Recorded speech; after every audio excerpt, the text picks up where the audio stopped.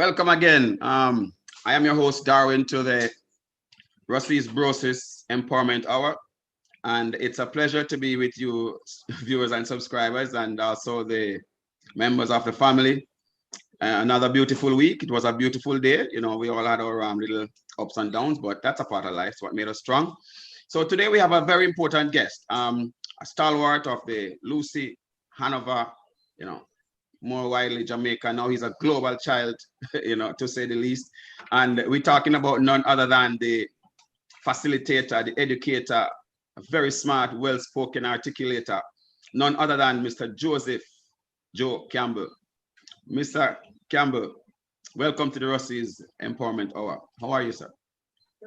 I am doing great, you know. But first of all, Mr. Darwin, I must say that happy birthday to your princess. And I must apologize to your princess because we're taking up your princess time also by Yes. you having an interview with me. You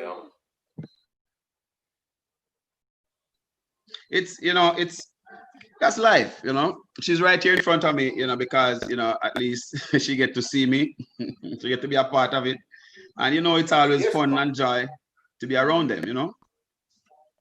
yeah, So that is why you you're know. so special because, I mean, I'm broadcasting direct live from Jamaica now where, you know, she is. So I have to come here to make sure I'm with her. So it's a special broadcast tonight, I presume. I'm very jealous of you because I'm in the cold and you're in the warm weather. So I'm jealous, you know. But I must say, Darwin, to all of the Ruseas past students that is no longer with us, you know, I mean, I give out my sincere condolences to everybody and to Warren McDonald family that is no longer with us in Ruseas Brosis. I must say, you know, I give my sincere and warm-hearted out to his family also, you know. So, you know, so wherever you want us to go, we could go on this journey tonight, you know. Yes, yes. All right, you know, well, we have a lot of things we can talk about because first of all, let's see who is Joseph Campbell first and foremost. Let's talk about you for the first few minutes, and then we develop the conversation into, you know, things that happens around us. Well, I'm a son of the great Joseph Campbell and Sarah Campbell. You know, it's 8 of us, 6 boys and 2 girls. You know, Lucy, Hanover, Copperwood. I was raised, you know, in Lucy, Hanover, and grew up in Copperwood. Went to Army Chick Chick, then went to Malcolm Myers, they call it Dronko Hill, you know, and all my development started there, you know. I think that unique I shouldn't say Rusty, I would say Hanover, Lucy, on a whole is such a unique town because it's filled with so much different, not only people, but ethnicity, you know. So I was fortunate enough to grow up in a town like that where there's so much balance, you know. Went to Lucy Primary, was educated by Messina, as everybody know. Messina always have a bell called Laughing Boys and Girls, you know. So after being at Lucy Primary, because Lucy Primary is unique. A lot of people say Dronko Hill, all the kind of stuff. Lucy Primary is unique. There's so much things that goes on at Lucy Primary. You know, I mean, I think Sports Day was probably one of the best times at Lucy Primary, and we could get into it probably even a little bit later on. But leave from Lucy Primary, come to Ruseas. Then after Ruseas, went to work at Hedonism 2. Worked at Hedonism 2. Met my wife at Hedonism 2. Then moved to the United States of America in the 90s. Got here in the 90s, and 4 kids later, and now here I am. Well, I don't know if when you say 4 kids, if when you have 4 girls, if that qualifies, because when you have girls, it's like 3 in 1. Listen, I'm telling you, I live in a house with 5 women. I could write a book on them. You know what I mean? I could write a book about the females. Trust me, there's stuff that I learned about females that when they say that one is from Venus and one is from Mars, I'm telling you, it's absolutely true. But Yes. black women in a whole, living in a house with 5 black women in a whole, there's so much that comes with that. You know what I mean? All my friends always say, man, you strong, you know, because all of the ups and downs and all of the different things that they come with, the hormones and the this and the that, you know. For me, I was amazed having my wife and my 4 daughters living with me, and to see all of the things that they've been through and what they go through as a female, and then to think back what my sisters in the 80s was going through and what they have to do from a woman's standpoint to what I see my girls have to go through and what they have to deal with. I'm like, wow.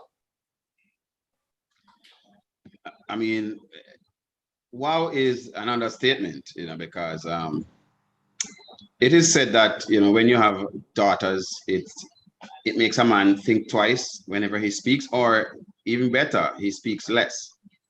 So maybe you can talk about that and then go right into, we're going to ask you a question about, let's go with that.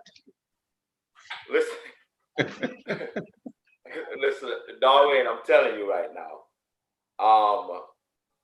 I've been challenged every day. I must say that. I've been challenged every day. And being challenged every day with females, it's a plus because it keeps me on my toes. You know, as I always mention to everybody, if my kids is batting 120, I got to bat 160 because I always got to be ahead of them all the time, right? I was put in a unique situation to have daughters and to have the wife that I end up meeting, you know? And the unique thing about that is that I grew up not knowing nothing about females. I know nothing about females. I could tell you everything about a male. I know nothing about females, right? Naturally. So to see all of the things that now you have to deal with, like your daughter comes home and your daughter tells you, oh, Dad, meet my friend. I said, what do you mean your friend? Who's this friend? Oh, it's a boy that I'm bringing. The first question, the first thing I'm asking, like, to this boy is like, what's your intention with my daughter? Because in the back of my head, all I'm remembering is me being a boy. And what's that's like. It's natural. So, it's natural, you know? Yeah. So I enjoy the difference between a man and a woman and the things that I learned from my daughters and from my wife being in the house with all 5 of them. Yes, absolutely. And to see the strides that African women have made, and to see where they are now, this moment, I want to just applaud them, you know, considering you are married to, of course, an African woman, just like yourself. Your daughters are all African. I consider we are all African. So I'm just speaking on a broad term here, you know. So let's just take this moment and applaud them. 100%. 100%. I give them nothing but the highest. You know, nothing but the highest. Yes. All right. You know? Let's look at your early days in Lucy Primary. What was that like? Oh man. So Lucy Primary is a school that is cut above every other school there is. Because within Lucy, there was so much other schools that was also in Lucy, right? Because you have the Miss Clear School, then you have the Lucy Prep, and you also have the Army Chick, and you have all these other schools. And then you probably have Jericho All Age that you could go to and all that. But Lucy Primary was the school, you know? So being at Lucy Primary, I think it was one of the greatest experiences there is. And anybody who go to Lucy Primary will tell you that. Because my fun time at Lucy Primary was sports day. I couldn't wait to have sports day. Yes. You know what I mean? I was a wind guy. My house was wind. You have the clear, you have the bars, you have the Muyong. But my house was wind. And greenhouse. we used to have some really fun. As a matter of fact, Andrew O'Connor was in my house also. And Big River, they call it Big River. And it was funny to me, it was surprising, I should say, to me, when Andrew O'Connor became this phenom of a soccer player. You know, because I just remember him being a runner. You know what I mean? That's I remember all, him yeah. being a runner. That's it. Yeah, I remember even Percy was a runner also, because I think Percy was in Clear House. You know what I Yes. mean? You have guys, yeah. You know, you have all these guys that was like really, really fast guys that used to go there. I used to run too, but I was no fast like them. No, Everton, Dave Mazuka, yeah. You know, but when I leave Lucy Primary, after being at Lucy Primary, you know, I didn't take a common entrance. You know what I mean? Because I didn't sit Miss Enid evening classes. You know, my brothers did that, but I didn't sit her evening classes. I didn't do the common entrance. So I have to actually test to get into Ruseas, you know? And testing to get into Ruseas back then, you know what I mean, it was really hard for you to get in. So you have to really and truly buckle up for you to get into Ruseas. Yes. So anyway, being at Lucy Primary and having sports day, having the electricity of the sports day, having all of the students that leave Lucy Primary, went to Ruseas, come back for sports day, it was like unbelievable.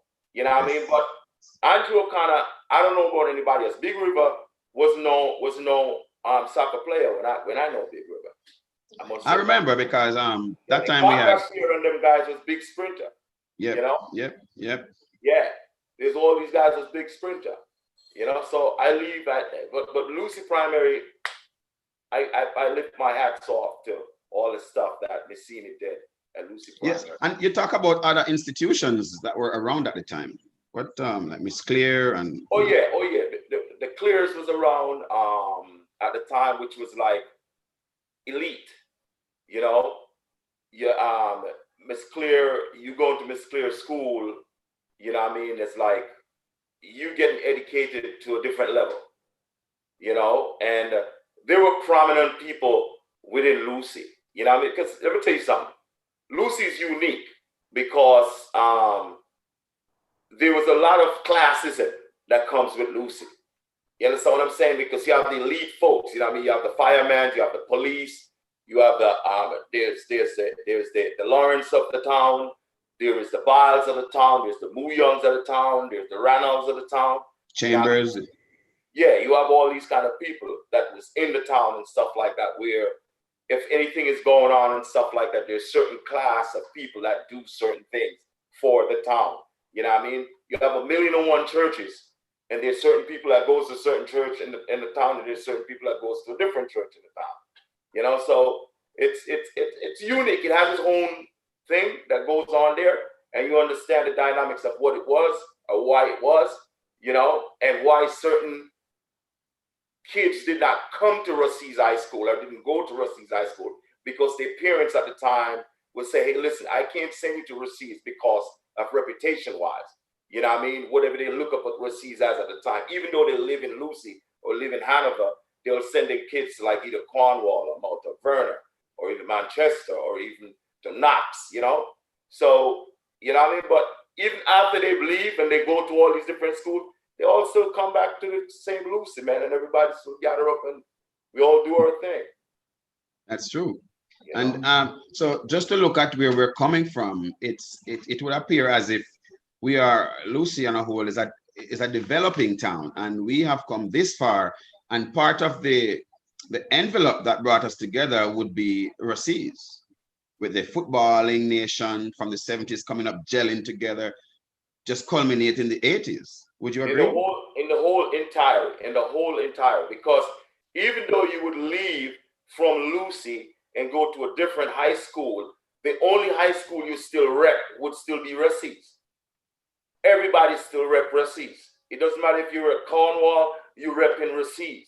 You know what I mean? Because you're from Lucy, you know, and this is what it is. You know, so for me,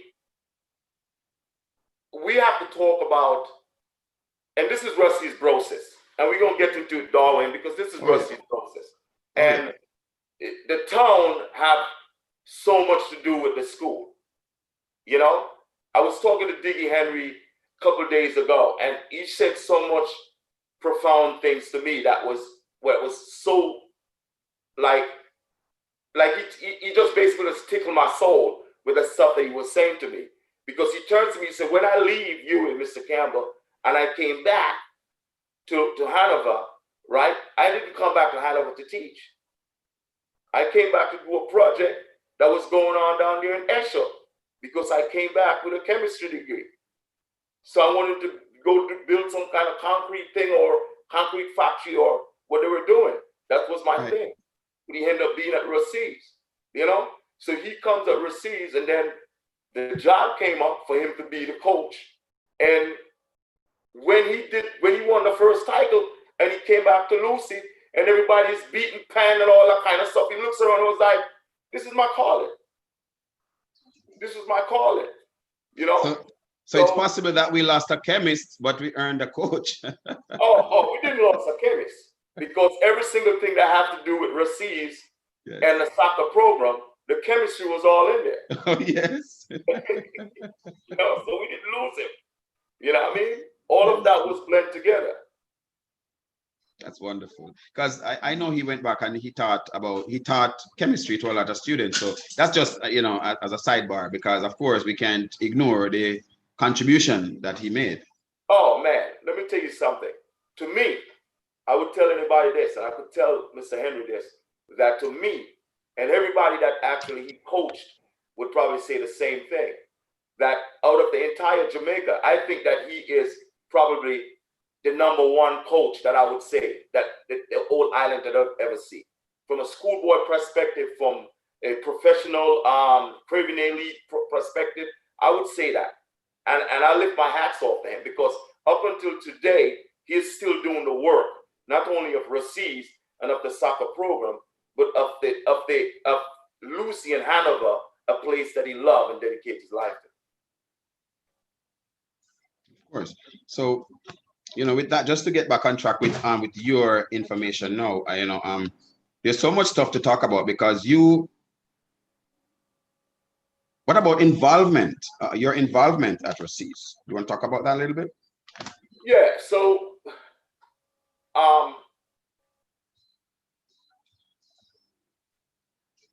I was put in a unique spot to get stuff done or to do stuff for Ruseas. And when Troy called up on me saying, hey, listen, Ruseas Brosis, it was like a perfect opportunity to really jump on board and just keep moving, just keep going, right? Me and my wife have a barbecue that we've been doing at our house here for the past 13 years, you know, and within that barbecue, we supply Lucy Primary and also Esher Primary, right? I wanted to spill over into Ruseas to try to do something with Ruseas in the name of my brother, Henry Campbell, that was a teacher at Ruseas, which teach principal business and accounting.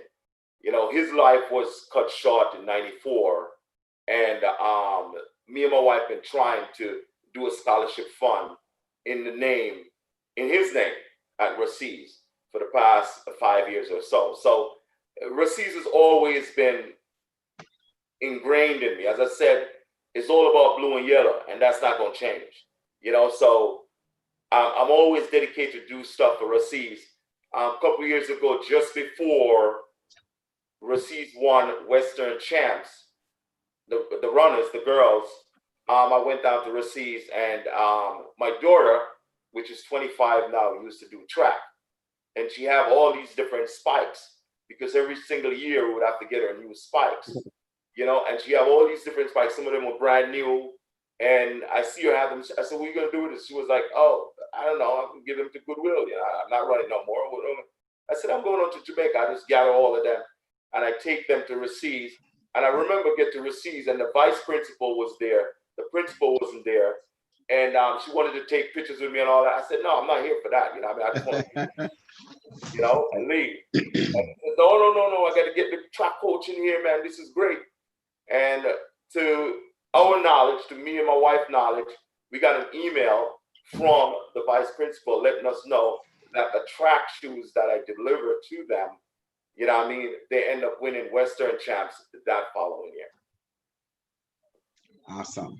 Awesome. Yeah. But you did not, I don't believe you took part in any of the sporting events at Ruseas, did you? Oh yeah, I did. I play hockey. I actually play hockey with Warren. Yes, you did. I play hockey with Warren and a couple of guys, you know what I mean? Randy was on the team. I think Randy was the captain at that time on the team, you know.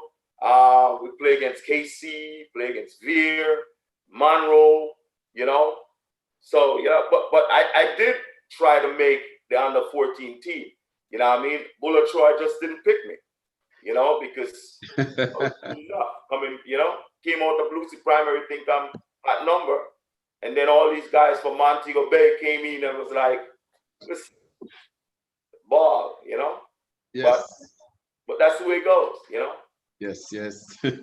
You know, there's a lot of history with you know, John Campbell, Troy Malcolm, and some of these early guys. Do you have any history with any of these guys that you want to talk about? Well, listen, Troy used to teach PE and he used to coach. And I remember there was this one time I tried making the under 14 team, I didn't make it. So I said, okay, I'm going to try out for the 16, right? And I remember, man, I was on my game, you know, and I said, I got to make this team. But then you have guys like, I think it was like, at the time, Pele was on that team. And I think Alco was also on that team, if I'm not mistaken. But there were some real good ballers at the time. And I remember, man, I'm in training, man, and I'm training, man, and I got a ball, man, and I kick it over the goalie head. And I hear Diggy Henry over the side say, that was good, man, that was excellent. I said, oh, man, I made the team, you know? But I got cut again. I didn't make the team, you know? But I realized that, and I must say this, coming from Lucy as a soccer player, right? Not Hanover, but Lucy as a soccer player, right? You have to be exceptional for you to make the Ruseas team. You know what I mean? I think you have to be exceptional.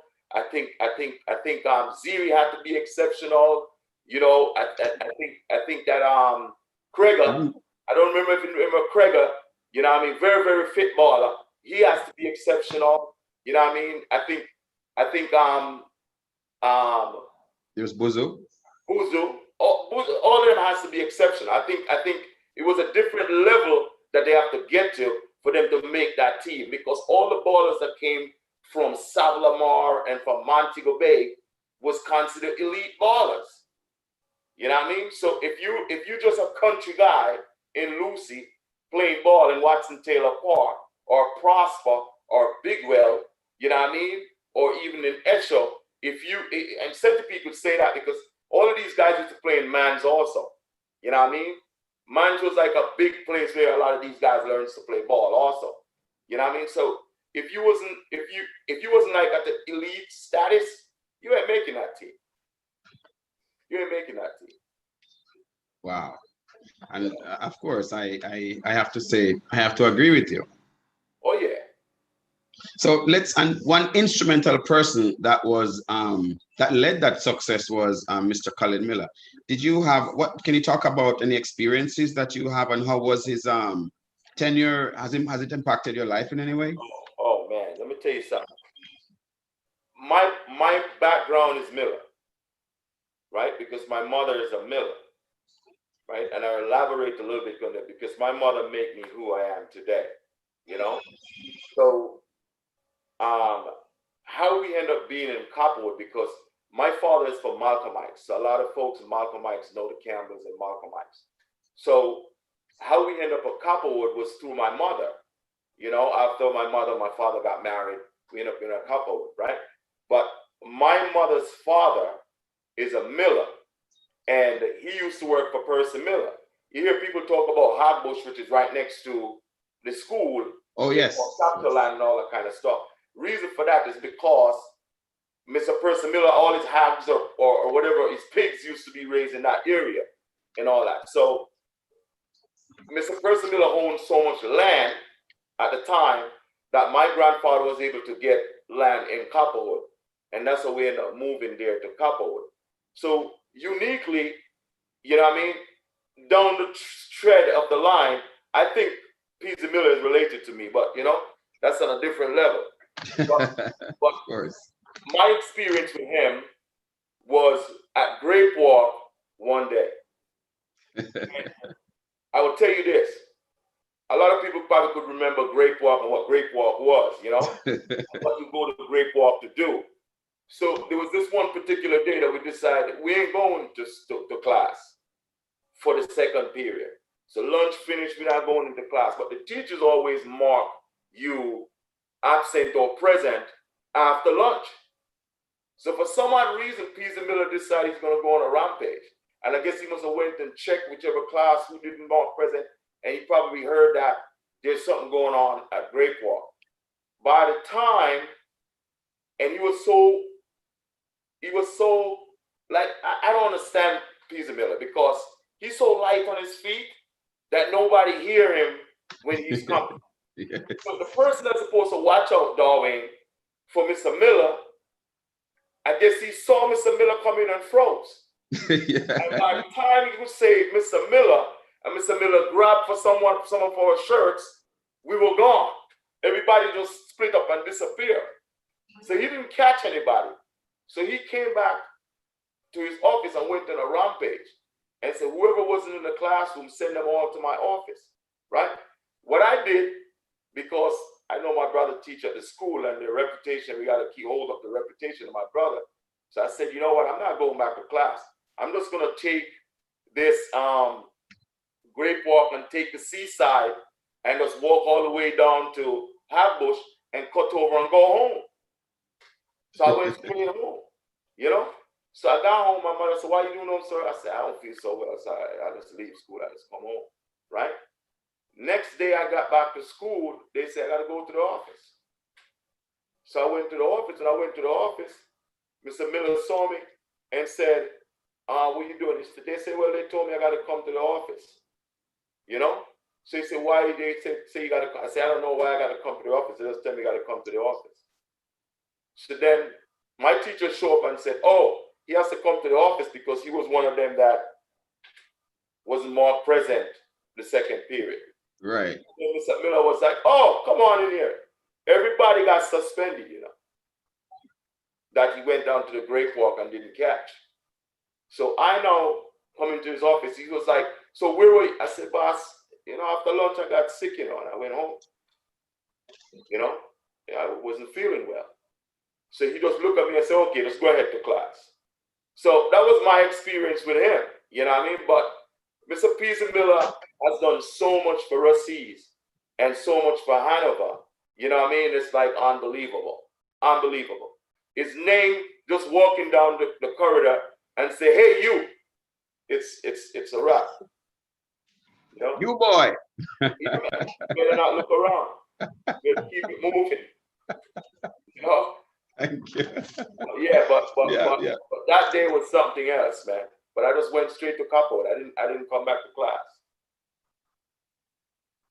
Well, you know, so when you look back at all that, you know, reflecting, do you see was there any opportunities that you missed at Ruseas because of, for whatever reason? Would you look back and say, you know, you missed any special moments that you could have, now that you're reflecting, that you could have done better or done more of?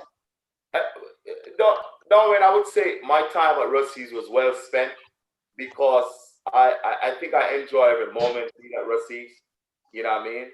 And there was probably missed opportunities there, yes, you know, that I probably could have embarked on that I didn't, you know, but I would never knock the experience that I have at Ruseas, you know, the teachers that I have at Ruseas, you know, the uniqueness that Ruseas present, you know what I mean?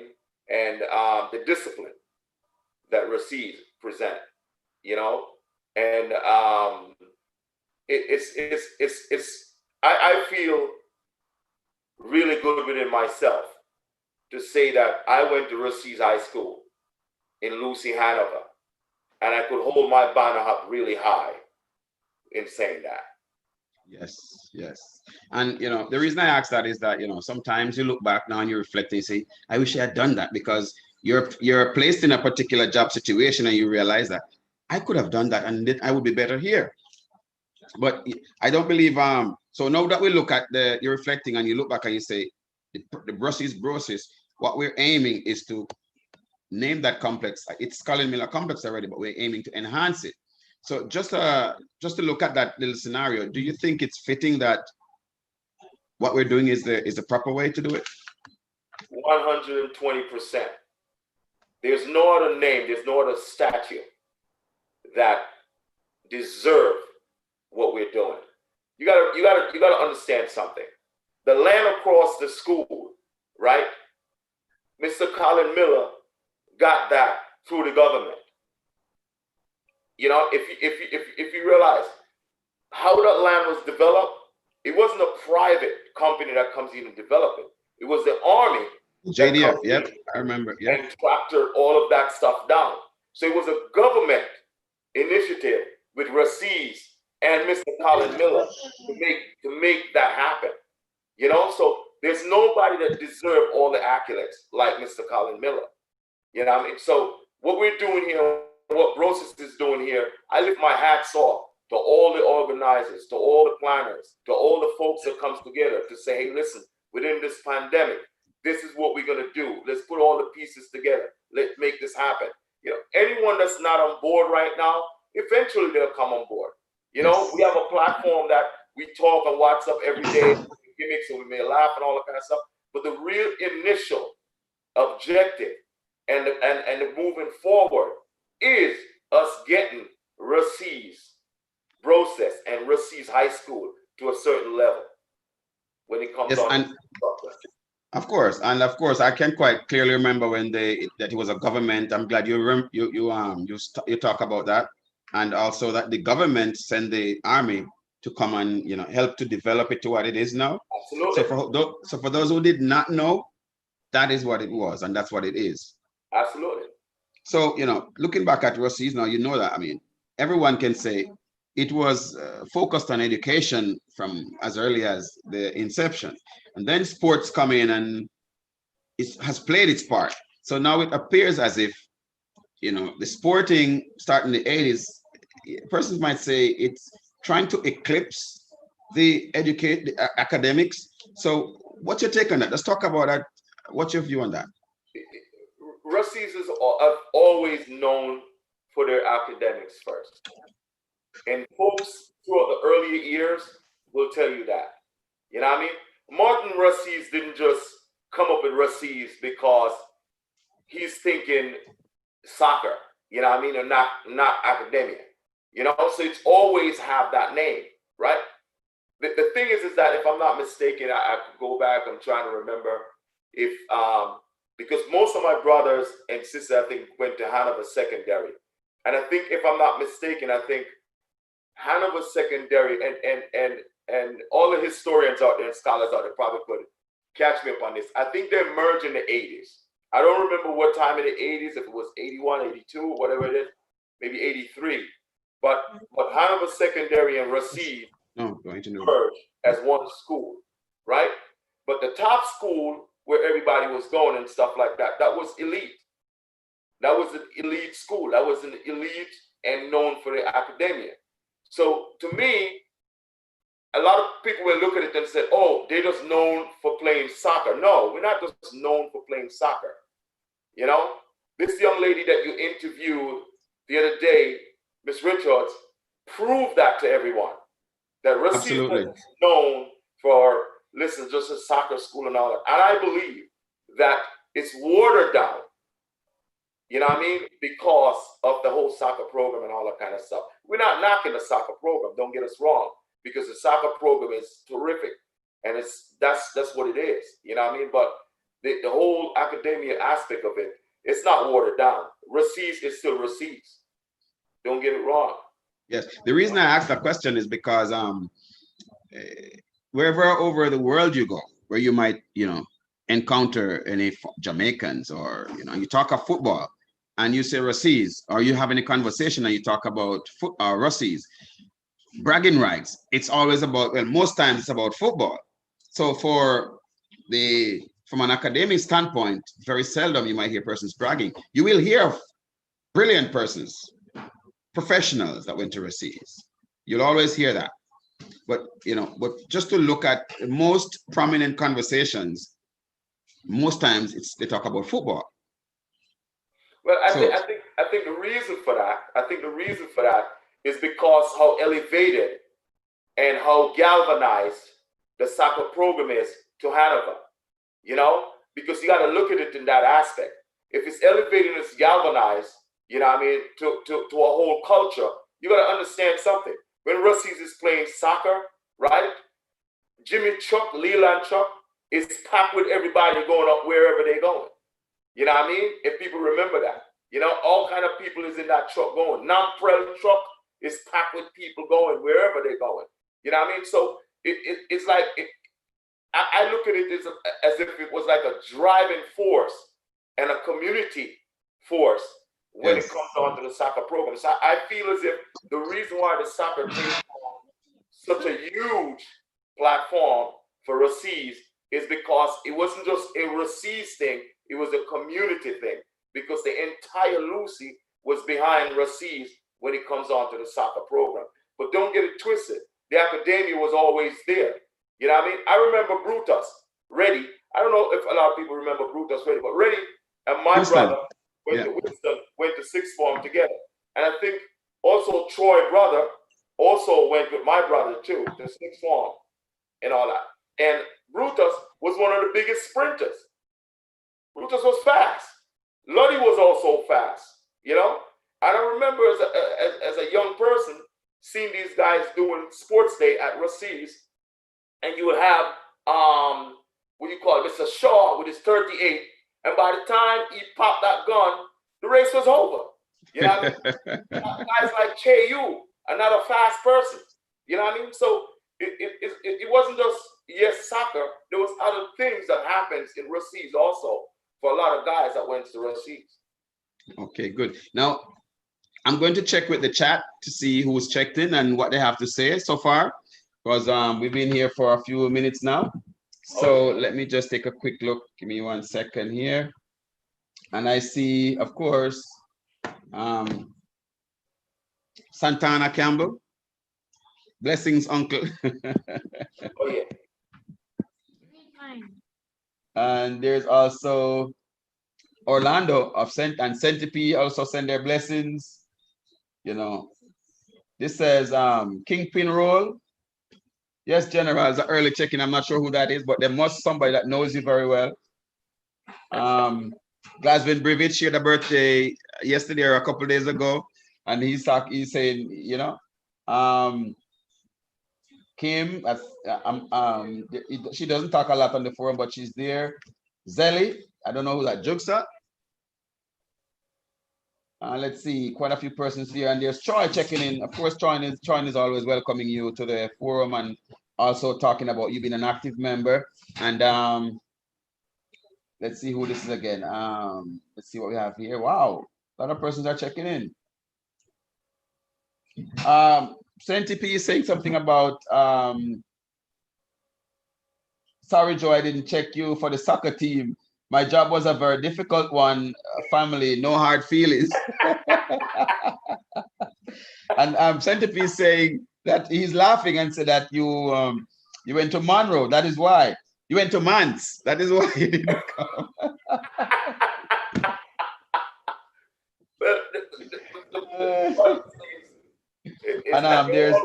They all played in Mans, man. Harbury, Centipede. Yeah, Wesley Brissett, Mississippi's son, Andrew Evans. All of these you name guys it.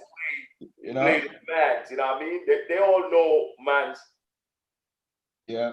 And Gregory now, as Troy's brother, he's saying, talking about they're agreeing with you that I wonder if Brosis know who Father Money is. I'm not sure who that is. And they're saying that, Gregory is saying Touches and I were real brothers. competing in academics. We interviewed together at PwC Jamaica in Kingston. Yes, And that's correct. then there's Mr. Yes, and now, that's of correct. course, now Mr. Connell has to say his piece too, without a doubt. He's always have to say something. He's always on point. He said, Joseph, your brother was a brilliant accounting student. Yes. So just in case you didn't know, he says your brother was a brilliant accounting student. Absolutely. He knows because he was a teacher. That I know. And he said, if his memory serves him right, he did accounting in 1 year. That's what he says. Your brother did accounting in 1 year. Yes, he did. Right. So he must be great with numbers. Then went on to teaching the subject right after he graduated from high school. That's amazing. So that kind of put a lid on the conversation about football eclipsing academics then.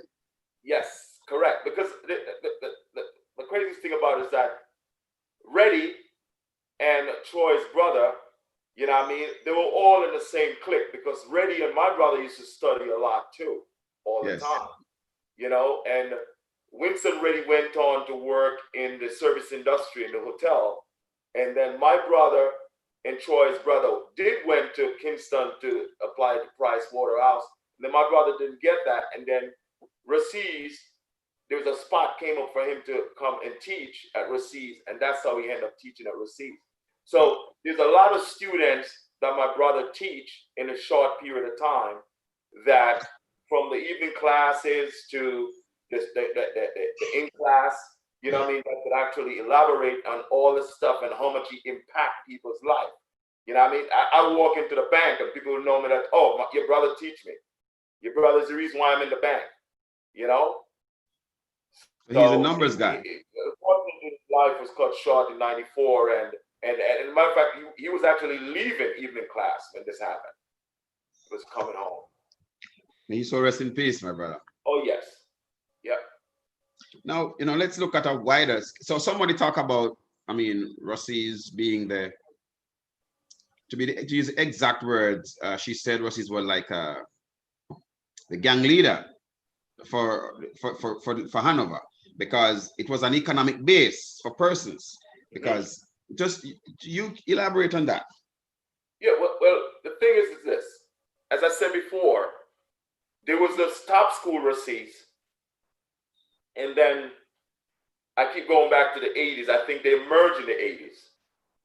We're out of a secondary, right? A lot more students was able to go to Ruseas, right? A lot more people within Hanover was able to go to Ruseas. I believe that Ruseas as an institution, right, stands so high for Hanover based on the lineage of Ruseas and how far out Ruseas is, right? As a school in Jamaica, and I think we were ranked number 4, number 3, or something like that. Something like that. Yeah. In oldest school. So to have an institution like that in Hanover, to call it a part of Hanover, I think that it goes above and beyond. You know what I mean? And that's the reason why I'm locked into Brosis 120% to try to take it to the next level, to make sure that Ruseas High School remain an elite institution. And I'm proud to say that I go there. So then that would, judging by what you say, then you are, just stop short of saying it is an economic base for Hanover. 120%. Very good. All right. 100%. After you left Ruseas, take us about your travels that take you to where you are now. Okay. So I remember leaving Ruseas, and after I leave Ruseas, my mother said, "So what are you going to do now?" I said, "I don't know yet." Now, my mother, and I back up a little bit, because Troy Malcolm, father, and my mother works at Lucy Primary, and they were very close, very, very close, right? Not Lucy Primary, the Lucy Library. Okay. The Lucy Library, not the school. They worked at the Lucy Library, correction, right? So they were very, very close, right? So then my mother stopped working at the library and decided that, hey, listen, I'm going to start my own chicken farm and all that, right? my father's always been a prominent farmer, and he's always had a lot of sugar cane, right? So we have this huge 70-acre land in Eaton, Hanover, that would be just sugar cane, right? Who used to bring my father's sugar cane to ice? Pilot with his farmer, right? Yes. So we used to have to help to go back there to tie up cane, to make sure the cane get down by the side of the road. So Pilot and Pick it up. pick it up with his farmer and take it to ice. So most of our income used to come from sugarcane and all that. So I finished high school. My older sister lives in Negril, in Brighton. She just get married, right? My brother-in-law, he does farming too, in a different way. We won't get into that. But so I leave high school and decide, listen, I'm gonna go chill with my sister. I'm gonna go hang out, go be a farmer, you know? So I went there and all that, and I started doing all that kind of stuff that didn't work out. Then God bless her soul, she's no longer with us through COVID. Miss East called me one day and said, what are you doing? I got a job for you. I said, what do you mean? She said, they're looking for people at Hedonism. Do you want to go there to work? I was like, what am I going to do there? She was like, you could be a bartender, you could be a waiter, whatever you want to be there. You want to go there and work or do the interview or go fill out the form. I was like, okay. So I went to Hedonism and I filled out the application and they hired me at Hedonism. So then I start working in the bar, in the dining room at Hedonism, and worked at Hedonism all the way for about 8 years at Hedonism. Then I met my wife, Jenny, right? So after I met my wife, Jenny, we decided that this long distance thing is not gonna work. This long distance thing is not gonna work. There's no way this is gonna work. I like you and all that, there's no way this is gonna work. I had my girlfriend in Granger at the time when me and Jenny started talking, and she noticed. So we started talking really on just a friend basis, me and Jenny. And that led to me and my girlfriend in Granger break up, to now me and Jenny now start talking on a serious basis. And then her brother said, just go down to Jamaica and see what this guy is about. And then Jenny came back to Jamaica, and then me and Jenny went out, and then we started develop a relationship. And then she came back to the States, told her brother, was like, oh, he's pretty cool. Then Jenny's brother been coming to Jamaica for a long time. So he knows a lot of people at Hedonism. So he has the general manager start investigating my family background and everything, because now her sister liked this dude, which I didn't know about this, right? So it leads from that happening to Jenny said, okay, then let's go into a dating. And for the first year that me and Jenny decided we we're going to start dating, Jenny traveled to Jamaica every month. She was in Jamaica every month. Some of the time, pop-up surprise visit to see if I have somebody on the side, you know, but she was there every month, you know. And when we decided, okay, we're going to get married, I didn't decide to come to the States. So Jenny at the time was working for Women's Day magazine. And Women's Day magazine in the city was owned by Hushette Philippacket magazine. And so Jenny works for Women's Day within that company. And Jenny now started looking for a job in Jamaica that will match the salary that she was making here in the States, so that she'll move to Jamaica. And then that didn't happen. And that's how I end up now moving to the States. And, you know what I mean, her family started, and, you know what I mean, and when I got here, I must say, when I got here to the States, my friend John, that I grew up with, John Lawrence, at the time, he had just left from Missouri because he got a scholarship and he was in school in Missouri. So he had just left from Missouri probably about a year or two before. and come to New Jersey because his uncle was living in New Jersey. So Okay. he had graduated from college in Missouri, moved this side, right? Come over this side. So now I came to the States. When I came to the States, a huge surprise party they having for me and all that. 2 weeks in being here, John was working for a company called RPS, lifting up boxes, packing truck, all that kind of stuff. So I'm home, right? There's no work yet because I'm only here for 2 weeks. And John was like, I got a job for you, man. Come work. You know what I mean? I said, what's this about? You said you're just gonna pack some trucks. I'll show you how it goes. So then I went there and started packing trucks. So the first paycheck I get, Darwin, was $270. I look at my wife and was like, $270? I made more than this working at hedonism. But in my mind, I wasn't calculating the dollar amount of $270 of what it was, $4,000 Jamaican back then, I'm making each week at hedonism. You know what I mean? It's like if you do the dollar amount with that, Yeah. probably just match up. So move on from there to John stopped working at RPS. He moved on to do other things. I stopped working at RPS and went to work for J.C. Penney. And then after working for J.C. Penney, I worked in J.C. Penney in their stockroom for a while, leave from working in their stockroom for a while. Then the manager said, I like everything about you. You're brilliant. You're bright the whole night. I think you should be selling in the suit department. So then he take me from there, put me in the suit department, and I start selling Stafford executive suits in J.C. Penney to guys that works for Brown Brothers, Lehman, all these different guys that come and shop from me, right? So catapult from there, our last daughter was born.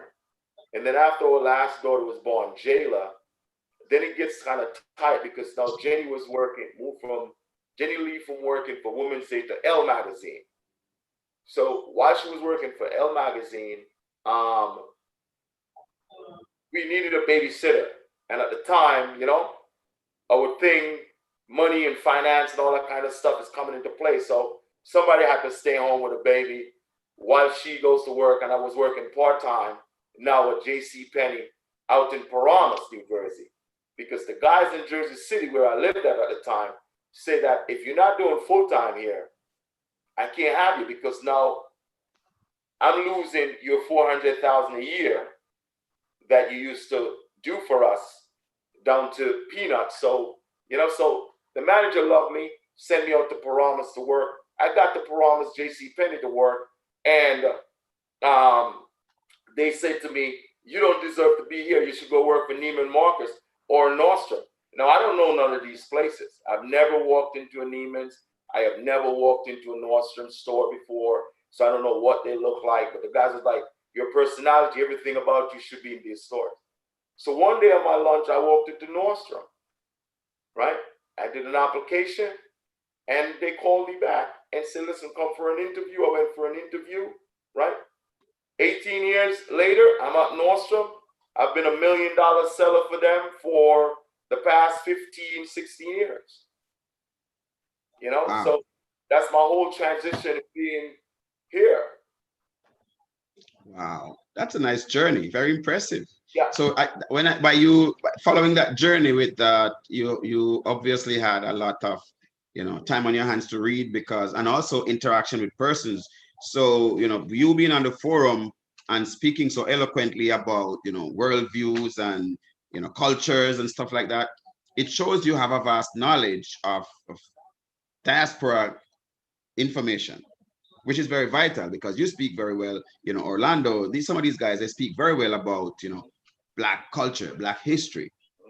So that tells me now, you know, by you, you know, having so much interaction with persons, it brought that out of you. Well, I tell you this, the great Marcus Mosiah Garvey said, Darwin, right? A people without the knowledge and history, right, is like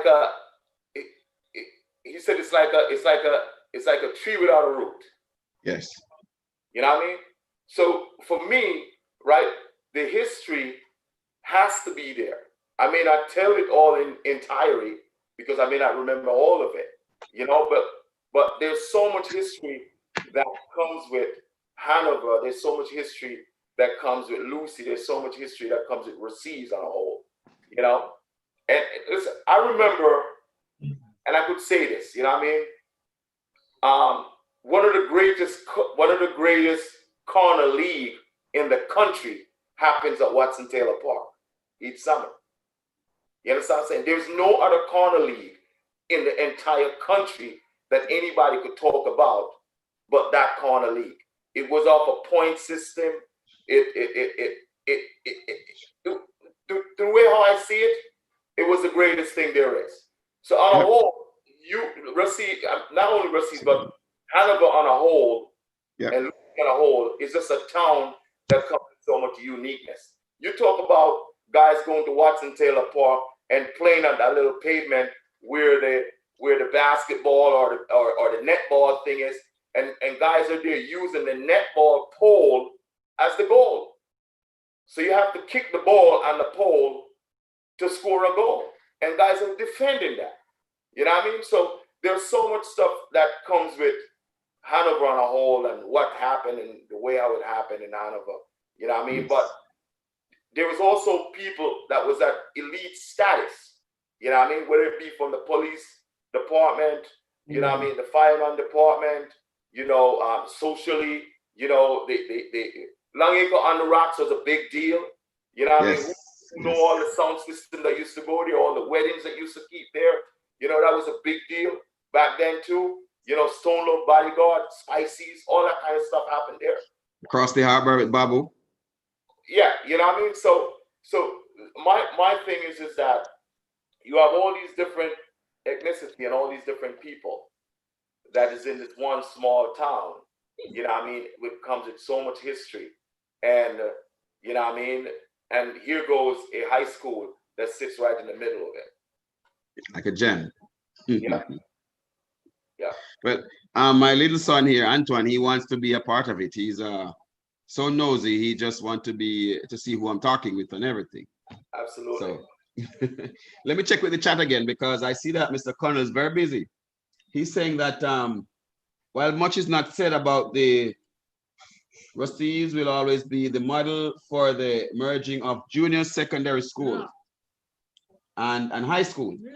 Let me read it again. It says, while much is not said about the Ruseas, but this Ruseas will always be the model for the merging of junior secondary, and the high school. It was the first merger and was so successful that program expanded.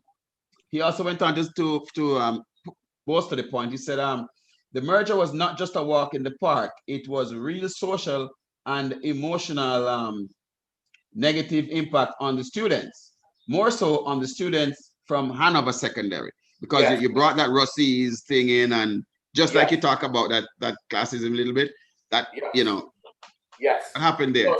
Because now you bring in, and we could talk about the whole bougie aspect of it, because now you're going to bring bougie into the mix, and the folks that doesn't want the bougie is having a problem with it, you know, and that's what ended up happening with the whole Hanover Secondary and the Ruseas merger, you know. But as Mr. Connell explained, it was very successful long term, you know. It was very successful long term.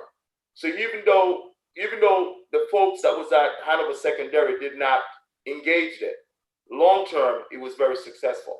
And that was the greatest move that ever made in Lucy. One of the best. Because 100%. Now we have this right now, which is a gem that we have to cherish. Yes. Now look at where we are now. COVID has taken over. So how do you see, you know, the current pandemic has forced transformation in how students and institutions learn. How do you see this getting any better for us? I think it forced everybody from the educational aspect of it to think out the box, because the newer generation that is coming is so far ahead technology-wise that if you don't if you don't catch up, you're gonna miss that trend, you know. So it's not a bad thing force the needle and for us to think, hey, listen, technology and integrated with all the other stuff that is happening socially around us. So the pandemic didn't just happen. The pandemic did something unbelievable and great. And we are sitting here right now, Darwin, talking. And if it wasn't for the pandemic, Ruseas Brosis wouldn't be alive today. You are probably right about that, because probably we wouldn't be thinking about it in this way. Probably wouldn't have the time because we're so busy working. Correct. You know? Because there's so many times we're like a freight train, even with our spouse that we live with. Yes. Because the hustle and bustle and the things that we're doing and the things that we're thinking about, you know what I mean? But the pandemic teaches all of us to be calm and to sit down, to relax, and to actually talk to our family. Because it's funny you should say that, because I have this conversation with many persons before, where before the pandemic, many persons weren't having conversations face to face. Persons weren't talking to each other. They would just send a text, very seldom a phone call. They would just send a text or, hi, how are you? That's it. You don't hear from this person for a whole month. You go into in an automobile, persons don't have conversations. You go out to a dinner, the whole family is at the dinner, and all persons are on their phones. Nobody's talking. So you wonder, why did you go out in the first place? So this pandemic now has brought persons back down to earth, where they realize what is important. People are important. People. People are important. You just say the word. I was explaining to somebody the other day, I think it was Troy I was explaining to. You could put a name on a piece of paper, and that name sits there. But if you have a product, and if you have something that somebody could draw interest to, or a people or a person could draw interest to, you could get them moving. You could get them standing up. Yes. You know? So I've always addressed people. I've always feel like people is more important. There's nothing more important than people. Exactly. Nothing more important. Yes. You know? Yes. And people is what's going to make Brosis successful. And it's going to make Brosis move above and beyond. And listen, for all my Brosis brothers and sisters, and for the ones out there that did not subscribe yet to our YouTube channel, please do that. Please do that. Because I'm telling you right now, tell a friend. If they're not on our Brosis chat, you don't have to be on the Brosis WhatsApp chat. You know, you can support Brosis just by going to our YouTube channel and just subscribe to that. Yes, yes. And, just to kind of piggyback on that, more directly, what are some of the primary challenges you see some of the educational institutions and students face because of this COVID or pandemic, and how could these challenges be overcome? It's funny you asked that question, because my daughter, my 18-year-old daughter, I think I've faced and don't even want to talk about 2020. Yes. And the reason for that is that her whole life leading up to her graduation, she has planned for what she's going to wear at her prom, what her graduation is going to be, what the prom is going to be, all of that kind of stuff. And all of that's been taken away from her, right? Yes. So I look at this unique situation and see it as, how do we filter or fill the gap of something so profound that was taken away from so many students and from so many kids that used to get together and be around each other? So you got to understand. So the pandemic forced children to actually do everything on their own, right? It forced them now to not be social with each other, right? So the social aspect of it, the touching, the feeling, the looking, the seeing each other is not there no more. So for me and stuff like that, the way I look at it is that it only could get better from here, educational wise, right? Because it's teaching us new strategy. I totally agree with that. Yeah. It forces persons to look at what is really important now. Yeah. Because we were heading on a path of I wouldn't say it's destructive, but it was a path of that was not benefiting us too much, and we were heading to where we're starting to lose ourselves. So this is a bad thing, but when you look at it objectively, it's actually, I can't say it's a good thing, but it has caused us to be doing good things. But Darwin, look at it. Look at this analogy. And I explained it to my daughter and my wife the other day. In the 80s, it was a huge thing when it comes on to drugs and the whole infrastructure of what drugs was in the 80s, right? You fast forward now and you ask yourself the question, for every single individual in the world, including the young ones coming up, which one of the drugs they hooked on? Is it social media? You know what I'm saying? That's the epidemic. It is. Social media is the epidemic. They live, they breathe, they sleep. Everything is about that. Yes. For you to be a phenom of a salesperson, for you to move to a different level, right? If you're not integrating the social media, the IG, the Facebook, the all these different kind of things into your lifestyle, right? The train leaves you because you're still trickling. Yes. Yes. You know, while everything else is moving. Because malls, I believe, eventually will become obsolete because these young people nowadays is on their phone constantly.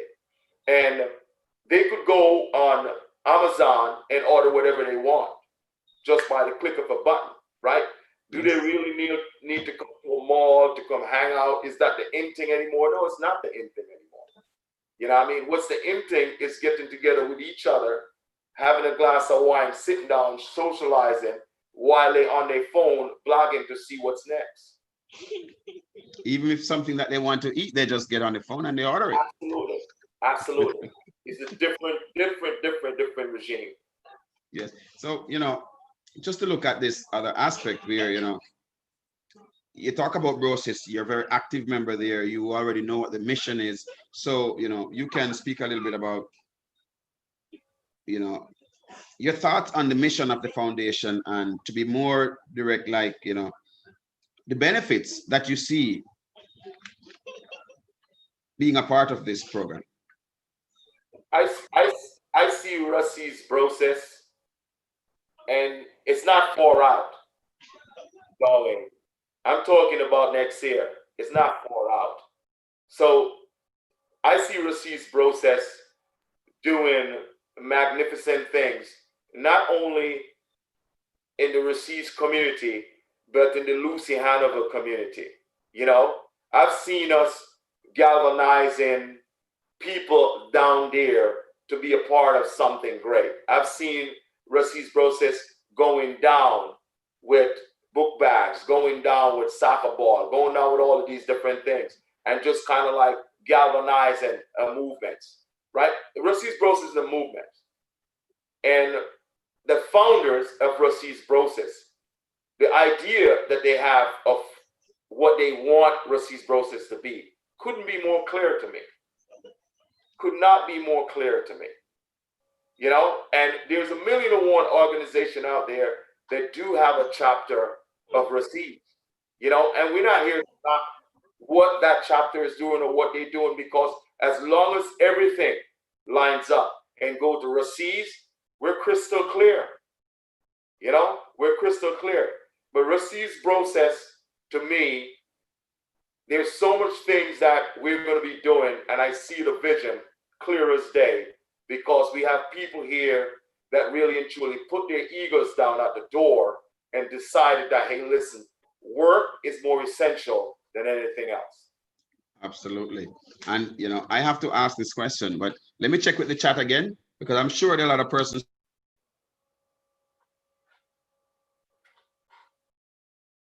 Let me go to this, the chat again, because I'm sure there are persons here who must have, I'm sure they have something to say about your conversation. They must be listening to you a lot, you know, and let's see. The greatest town in the world, Lucy. And my daughter, she's 12, her birthday girl today. She just said, Lucy is a great place. You know, she's been there a lot. I've taken her there. And one of the things that I was looking at, we talk about this Ruseas Brosis Foundation and the contribution to Ruseas. We now have, because of this COVID, Norwin, the technical gentleman, he has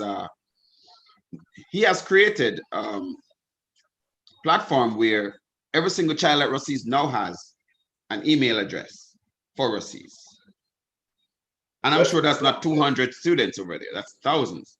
You see, Darwin, when you in your interviews, you need to have like a bomb that you could drop. I wish I could drop one right now. You know what I'm saying? That's when you drop a gem, because the thing is that for Ruseas Brosis, and people need to know this, Ruseas Brosis is not a year old, and when I say that folks are here that leave their egos out the door because it's working time and we're just here to work, and this is the objective, and this is the passion, and this is the way that we're gonna move in. And I'm totally 120% locked in. And I listen, I tip my hats off to Norway. I tip my hats off to the board to have a vision like that and to come together collectively and decide that, hey, listen, our first initial thing, we want to do this, so that all the students and the teachers could understand that we coming with a big tsunami wave. And to think that it was started out of a bad situation, and this is where we are now. Correct. And, correct. And even Andel is a very good visionary, so we have to applaud him also.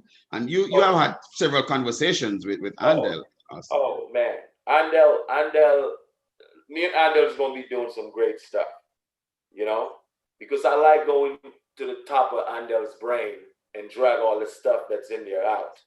He's not a person that, like to talk a lot. But once you get him going, and you realize what's happening, boom, he's on the ball, And we want everyone to know on Brosis platform that there's no stone left unturned, none whatsoever. The founders of Brosis, we want them to understand that there's no stone left unturned, and there's nobody that is going to be left behind. That we're not going to say, "Hey, listen, man, let's go," because it's not a me, it's an us, and it's a we, So we always got to think on that level, It's never a me, it's a us or a we, and as long as we collectively, constantly put together, all our things and say, hey, listen, this is the direction we're moving in. There's no stopping. There's no stopping, darling. Yes. Now you talk about having that bomb. Now is the time you should drop that one. Oh yeah. Because I remember when your wife came on, Mrs. Jennifer Campbell, she came on and she had a whole plethora of knowledge that she shared with us. And you're part of it. You talked also earlier about the charitable organization where you donate to the schools. And can you talk about it earlier, but you did not elaborate because we're already doing this.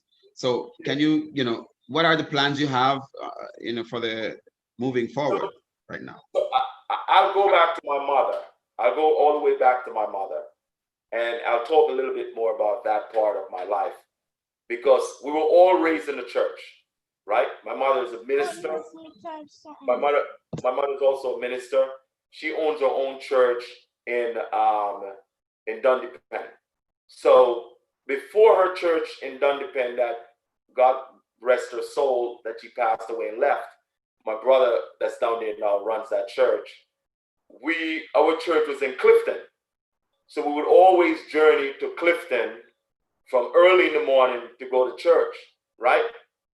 My mother would get supplies from time to time from people overseas and all that kind of stuff. And we couldn't go into the boxes and take anything out of the boxes, because my mother always feel as if there was people out there that is less fortunate than us that deserve it more than us, So I believe that in seeing her footstep and her path, I think that I'm walking in her footstep and in her path right now when it comes on to Lucy Primary and Ruseas Primary.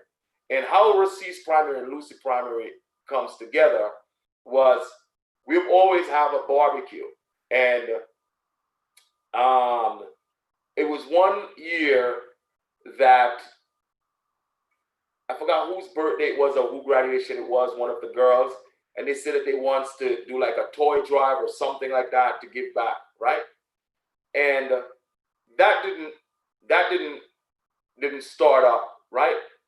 Then my cousin invited us, right? If I'm not mistaken, my cousin invited us to go to this event with Jam Pack. So we went to this event with Jam Pack, and while we was at this event with Jam Pack, 2 years before, we did book bags and school supplies and give it to, I think it was Lucy Primary. I don't think Esha was involved at the time, right? So we team up with Jam Pack because Jam Pack does a school drive for a school or two schools that they took over in Kingston, right? Yes. So we end up teaming up with Jam Pack through my cousin that's on the board of Jam Pack, and we said, okay, then we will ship your stuff to Jamaica, right?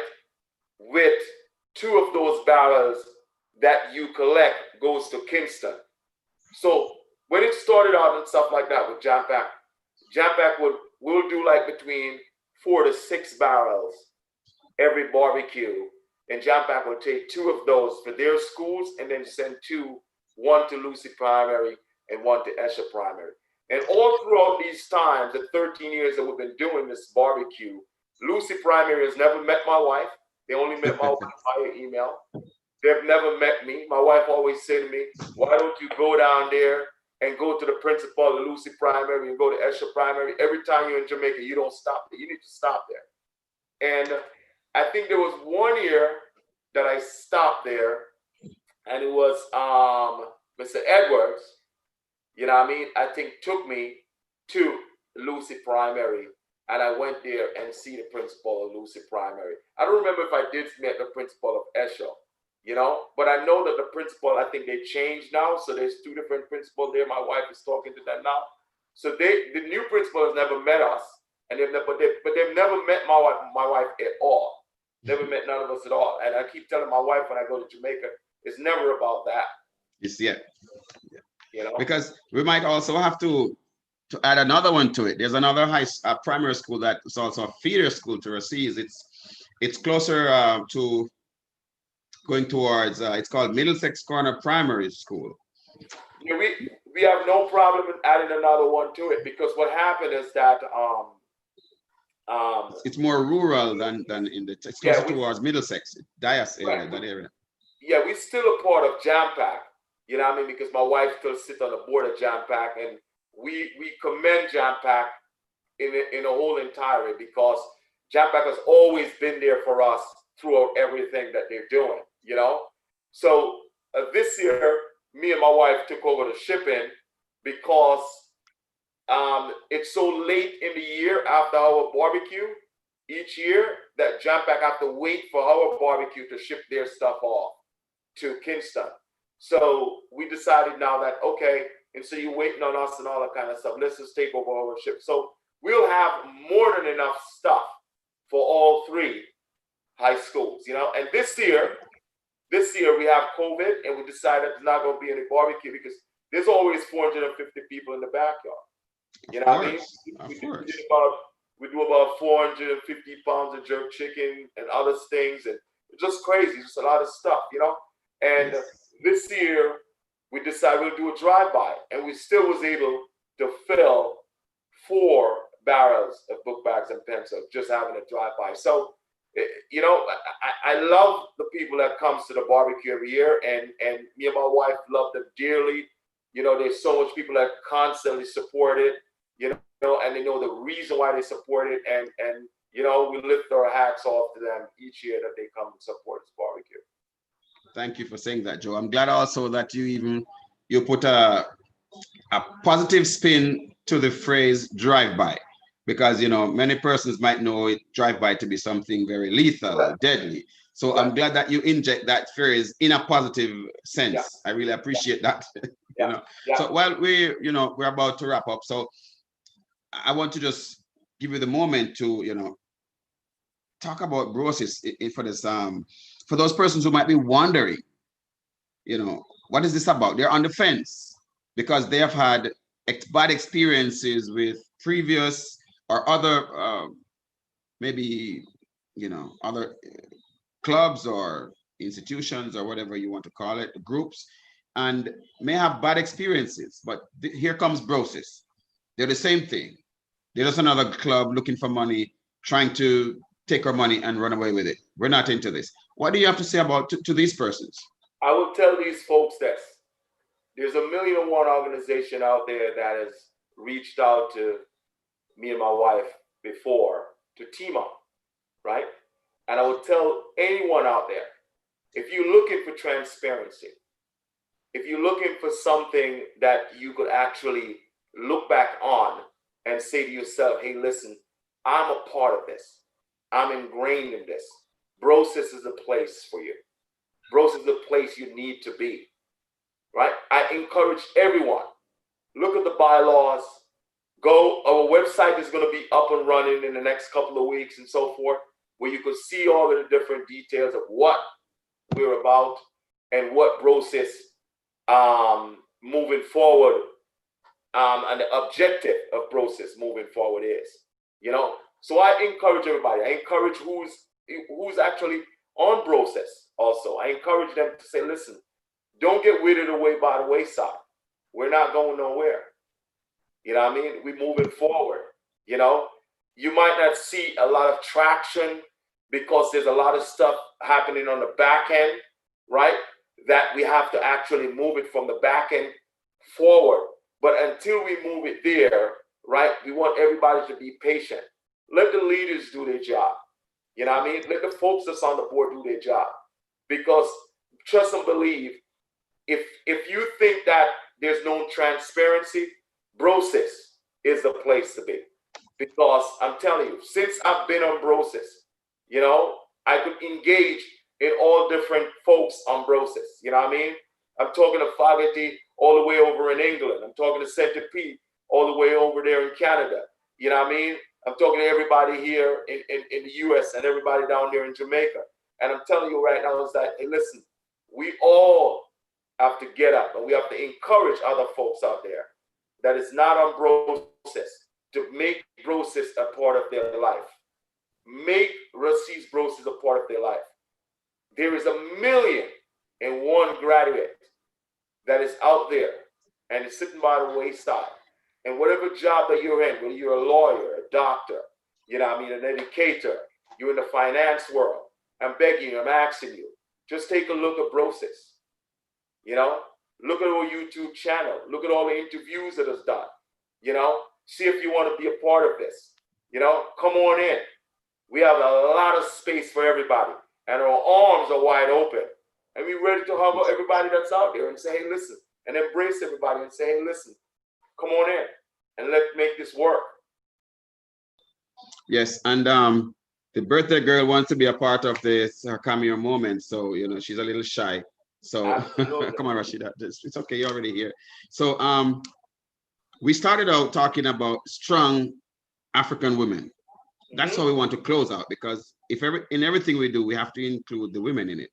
So the women now are starting to emerge more and taking up, being very vocal in the Brosis, which brings a balance to it. You are the best person to speak on that right now. As we, I have one other question after this, but just go ahead with that. It's funny you touch on that topic, Darwin, because our females needs encouragement constantly, and from an everyday to an everyday life, you never know what happened within an individual's past for why they are where they are today and what happened and what's happening with them. We on Brosis right, is in such a unique spot because we have females on Brosis that is not intimidated by 1,000,001 men. Yes. You understand what I'm Rightly saying? so. And I encourage that. And I love each and every one of them for that, you know, because all that is showing is that we're not just having strong leadership from the man's standpoint, but we're having strong leadership from Yes. the female standpoint. Absolutely. And we have that collectively, put it all together. Guess what happened? It's kaboom. Yes. You know what I mean? Yes. Yes. You Yes. know what I'm saying? It's an explosion. And I say to each one of the Brosis females that's out there, tell your female friend that's not on Brosis, Yes. this is some place that they need to be. Please tell them that this is some place they need to be. You know what I mean? It's warm over here. You know, warm over here. Yeah. It's very great over here. They're fine over here. You know, so Oh yeah. but I love every one of the Brosis ladies and their energy, you know, and everything that they do. You know what I mean? DB, oh man, DB called me all the time, nicked me over the top of my head. You know, it's like, Joe, I'm telling you, you know, but I love every one of the Brosis ladies. There's Dawn, there's Shauna, there is Janet, there is Odette, there's, you know, every last one. Kim. There's so much of women that they are a part of it, and they love to be a part, which is great. We love that. Man, they're not scared of none of us. That's good. Because there's nothing to be scared of. Never. Never. All right. You know, I'm going to check with the chat, and when I come back, you know, we can talk about what advice would you give to students of today. So let me just check with the chat real quick and see what's going on here. Okay, somebody's talking about Jump Pact. Jenny Campbell, of course, your wife, saying Jump Pact doing big things for the children of Jamaica. And Carlene, of course, strong African woman with a full capital, amen. You know, Carly. And Gregory, of course, says very well articulated, expressed with sincerity and passion. That conversation that question you just answered. And Willie Marks is saying, "Hey, cuz," you know, and Rashida, Mrs. Campbell is saying happy birthday to you. That's and that's a compliment because she has 4 daughters too, so she knows what it is like to make a young girl happy. So let's talk about the children of today. What advice would you have for the students of today? And then we go into the closing arguments. You know, I would say the same thing that I say to my daughters, you know. When my daughter was growing up, I would always tell them, the only job that you have is to go to school and bring home good grades. Everything else is taken care of, right? That's the only job you have. So go to school and bring home good grades. I will also encourage every single student and every single young person out there, right? Just to slow down. Just to slow down. The pace is very fast, right? But if you don't slow down right now and stuff, you're going to miss so much of your life that you should be enjoying. Yes. You know, there is so much things that is put into society nowadays where it's dragging them left, right, and center. And there's distractions. Time in the day for these children to actually breathe. You know, there's not enough time in the day for them to breathe. And I think there's so much that is tossed at them and so much is thrown at them that what end up happening is that you have so much depression going on. You know what I mean? You have so much children that needs to see therapists and all these different things that are happening because what happened is that there's not a slowdown factor that is happening. There's not a stop in between what's happening in the new generation and all that. But, you know, listen, near the future, and I'm telling you, if we think that we were great in our time, right? This generation and this new generation, I'm telling you, is blowing everything out the box that we think we were good at that. You know, so I encourage that. Miss Richards that came on and that interview, I'm telling you, that is a part of the tsunami that comes to Ruseas. You know what I mean? There is a tsunami of educators. There's a tsunami of intelligent folks. There's a tsunami of intellectuals that come to Ruseas. So to see that program is still happening, right? It's not just soccer, you know, it's everything in all in its entirety.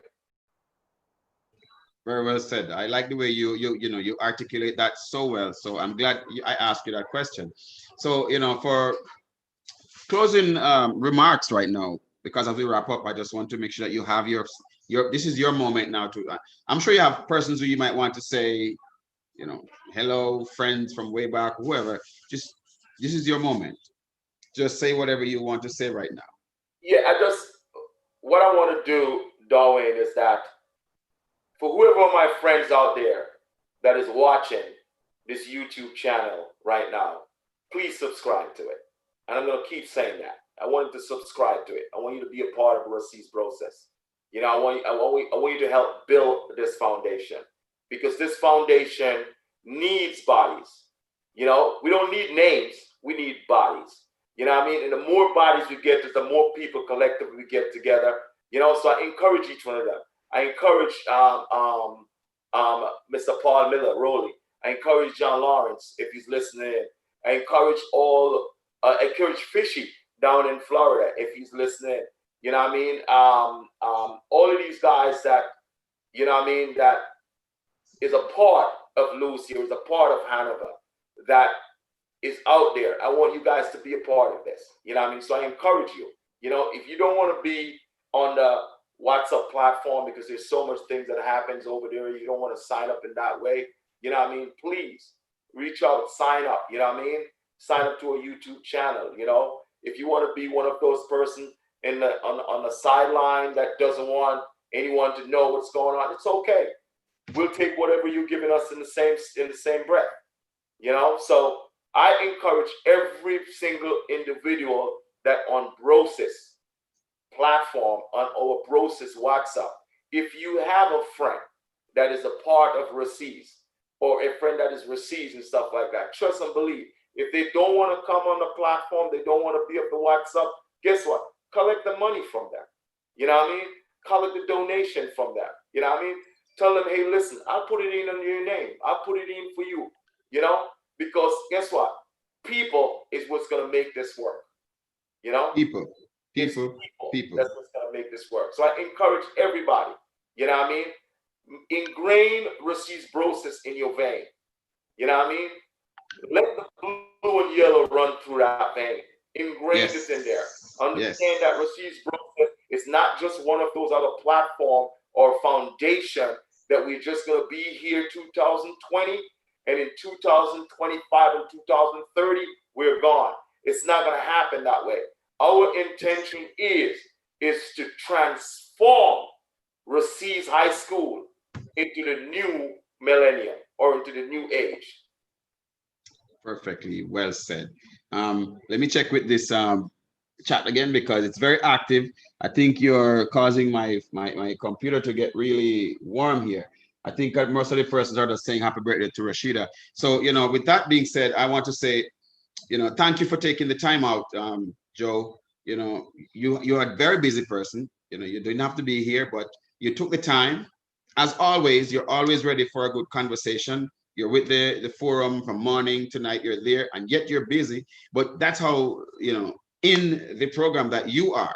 And a lot of persons who, when I'm in the program, and sometimes while being there, some conversations I try to hold back on, because some persons may be seeing, I like to be respectful of persons' opinions. So, you are there in that space where you will take that conversation, and I say, well, there it goes. That's what we need. A breath of fresh air, someone just like you, who, if you're not there, the conversation continues. So like-mindedness are there. So I'm glad you mentioned, you talk about the ladies that are there doing their thing, dominating, having their own program every Saturday night, adult program, of course. Then on Thursday, we have another person coming on, one of the Lucy stalwarts, also a brother of Mr. Reed that was here a few days ago. Yeah. So, you being here tonight, I really appreciate you taking the time out to be with us here. You could be with your family, but as I said again, I really appreciate on behalf of Ruseas Brosis. Thank you again for taking the time out to share with us today. I appreciate Ruseas Brosis for giving me the opportunity, to speak to everyone on this platform. I was taken back when Troy said to me, "Hey, listen, your number is called, you're up." And I said to Troy, "That's too early, man. What do you mean I'm up?" So he was like, "Listen, it's your time." So I appreciate that Ruseas Brosis give me this platform and I'm able to embark on it. I must say that I'm fortunate enough to have brilliant minds around me. You know what I mean?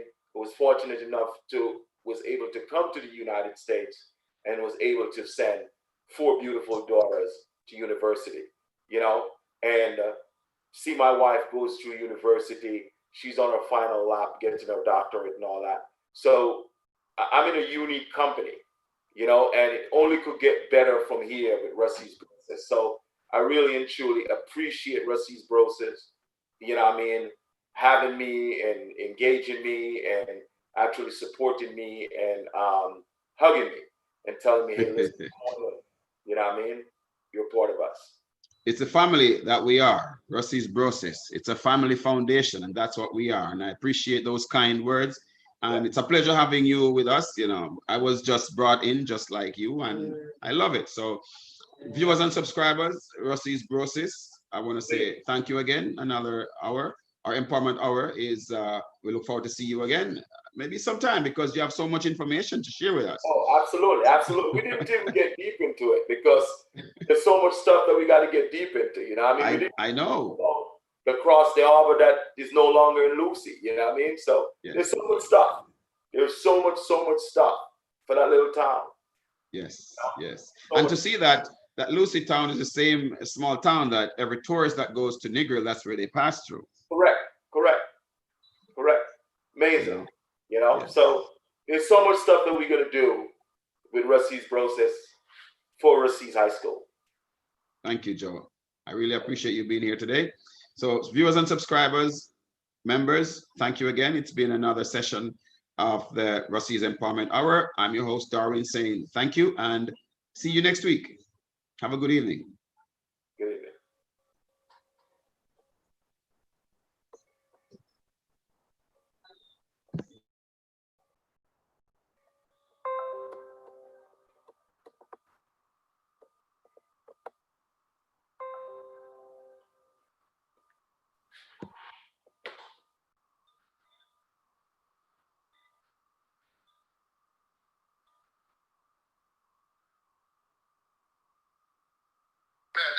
Them a newcomers in Seattle, teach them, my brethren, teach them.